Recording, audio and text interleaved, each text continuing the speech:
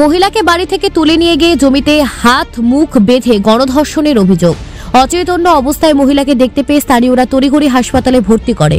ঘটনাকে কেন্দ্র করে বেশ চাঞ্চল্য ছড়িয়েছে মালদহের রতুয়া থানার চাঁদমুনি 1 গ্রাম পঞ্চায়েত এলাকায়। এলাকারই 2 যুবক গণধর্ষণ করেছে বলে অভিযোগ মহিলার।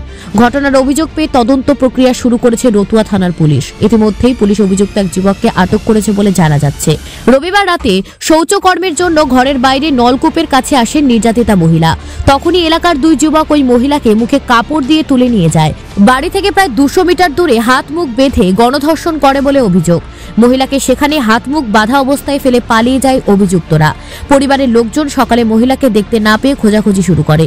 ভুট্টার জমির পাশে অচৈতন্য অবস্থায় মহিলাকে পড়ে থাকতে দেখেন স্থানীয়রা। তড়িঘড়ি তাকে উদ্ধার করে সামসি গ্রামীণ হাসপাতালে ভর্তি করা হয়েছে। ঘটনার খবর পেয়ে রতুয়া থানার পুলিশ তদন্তে নামে। গোটা ঘটনার পুলিশের কাছে জানান ওই মহিলা ও তার পরিবার। ঘটনাস্থল খতিয়ে দেখতে পুলিশ যায়। এদিকে অভিযোগের ভিত্তিতে পুলিশ তদন্তে নেমে অভিযুক্ত এক যুবককে আটক করেছে বলে জানা যাচ্ছে। ঘটনাকে কেন্দ্র করে ব্যাপক চাঞ্চল্য রয়েছে এলাকায়। অভিযুক্তদের কঠোর শাস্তির দাবি তুলছেন নির্যাতিতা মহিলার পরিবার সহ পাড়া প্রতিবেশীরা। এ বিষয়ে নির্যাতিতা জানান, আমাকে ধরে লেগেছিল 2 জন টিউলের গোড়া মানে। আচ্ছা, তারপর যে মুখ হাতে কাপড় ধরে দিয়ে ছটছড় করে টেনে নিয়ে গেল। আচ্ছা, চিল্লার চেষ্টা করে মুখে কাপড় বেঁধে ছটছড় করে টাইনে নিয়ে যেত। আমার লেজ আমাকে ফেলে দিয়ে আমি আছাড় পাছাড় করেছি। হবে হবে কি আমি অত বলতে পারবো না। মানে আমাদের বাড়ি হলে 3-4টা কি আর হবে মনে হয়, মানে 1-200 মিটার। আচ্ছা, তারপরে কি হলো? তারপরে হাত পা বাইন্ধে আমাকে এই তো অত্যাচার করি তো ফেলে রেখেছে। জ্ঞান ছিল না। 2 জনকে চিনি, তারপরে আমি কাউকে চিনতে পারি না। নেজাবুল আতাবুল না, টাকা পয়সা নেই।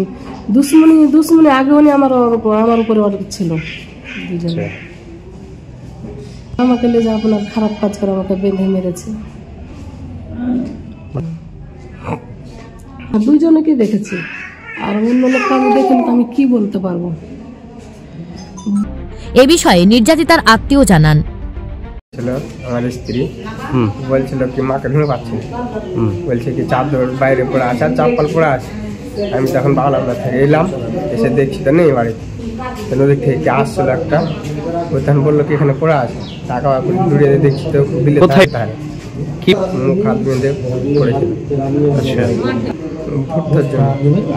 আচ্ছা, পরে তখন আমরা ওখান থেকে নিয়ে এলাম বাড়ি ছিলাম। পরে তখন ওরা আসার পরে তখন লোকটা হলো বাড়ি থেকে 5 কিলোমিটার। আচ্ছা, 1/2 কিলোমিটার। এ বিষয়ে স্থানীয় বাসিন্দা জানান, বলতে তোমার ধরলেন রাত্রে ওরা ধরে পাচ্ছে না। সকালে আমাকে ফোন করলো 5টার দিকে। তারপরে ভাতিজা বললো কি এই ব্যাপার, আমার শাশুড়িকে পাচ্ছি না, মামা শাশুড়ি হচ্ছে। আচ্ছা, তারপরে আমি সামনে বের এলাম বাড়ি থেকে। যাও তো, আমি বলি ঠিক আছে যাচ্ছি। আমি সামনে হেঁটে আসছিলাম তো দেখছি তো আলের গোড়াতে একটা জাঙ্গিয়া পড়া আছে। আচ্ছা, জাঙ্গিয়া পড়ে এগিয়ে দেখছি যদি তুমি এটা পড়া আছে। আচ্ছা, মুখ বাঁধা আছে, হাত বাঁধা আছে পাছনে, উপরে হয়ে পড়ে আছে। এগুলো তো রক্ত হয়ে আছে, কিন্তু গণধর্ষণ হয়েছে একবারে। 2-4টা 5টা যা হোক হয়েছে, দিয়ে বেহুশ অবস্থা পড়েছে, মরে গেছে। কই আমরা কিন্তু ধরিনি, লাড়িনি।